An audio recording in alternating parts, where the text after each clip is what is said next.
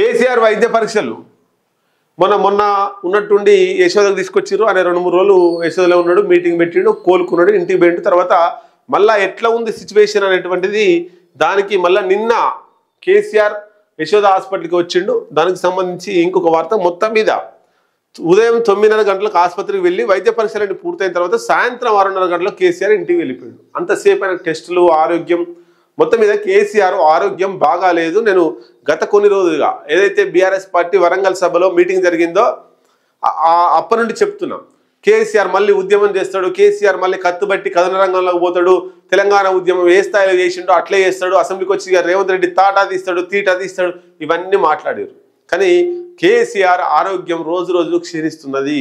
కేసీఆర్ ఆరోగ్యం బాగాలేకపోతున్నది. అసెంబ్లీకే రాలేకపోతున్నాడు. అసెంబ్లీకి వచ్చేంత ఆరోగ్యం కూడా సాగరించలేం లేదు. అది గమనించినటువంటి రేవంత్ రెడ్డి గడికొకసారి దమ్ముంటే సవాల్ విసిరి దమ్ముంటే అసెంబ్లీకి రా అని చెప్పేసి రేవంత్ రెడ్డి మాట్లాడుతున్నాడు. అంటే ఇదంతా బయటికి రాకుండా ఆరోగ్యం బాగాలేదు అని అంటే బీఆర్ఎస్ శ్రేణుల్లో, బీఆర్ఎస్ పార్టీ నాయకుల్లో, ప్రస్తుతం ఉన్న ఎమ్మెల్యేల్లో ఇదంతా కూడా కొంత నిరుత్సాహం వస్తుంది. ఉద్యమం పోయే స్థాయికి ఉండదు.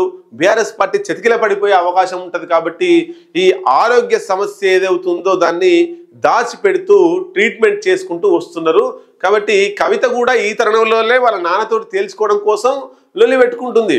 మొన్నటిదాకా ఘర్షణ పడింది. బీఆర్ఎస్ పార్టీ సంబంధించి విభేదించి ఆమె తెలంగాణ జాగృతి పేరిట కొన్ని కార్యక్రమాలు కూడా చేసింది.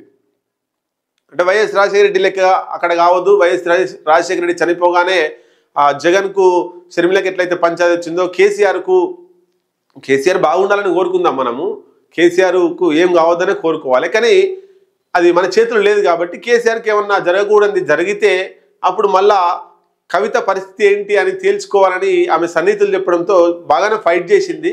కానీ ఇప్పటికీ ఆమెకు ఏం హామీ రాలేదు. ఇక అట్లే కొనసాగుతుంది. మొత్తం మీద కేసీఆర్ ఆరోగ్యం బాగుండాలి. మళ్ళీ ఇప్పుడు ప్రతిపక్షాల హోదాలో ఉండు మంచి ఆరోగ్యం కుదుటబడి అసెంబ్లీకి పోయి రేవంత్ రెడ్డికి సలహాలు, సూచనలు, తెలంగాణ రాష్ట్ర అభివృద్ధికై రేవంత్ రెడ్డి, కేసీఆర్ కలిసి ఇద్దరు సలహాల సూచనల మేరకు మన తెలంగాణ రాష్ట్రాన్ని ముందు తీసుకుపోవాలని కోరుకుందాం.